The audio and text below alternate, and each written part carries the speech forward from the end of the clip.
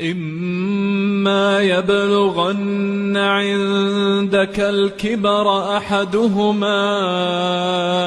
أو كلاهما فلا تقل لهما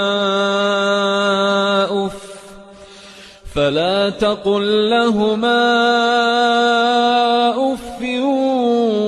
ولا تنهرهما وقل لهما قولا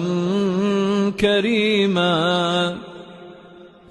واخفض لهما جناح الذل من الرحمة وقل رب ارحمهما كما ربياني صغيرا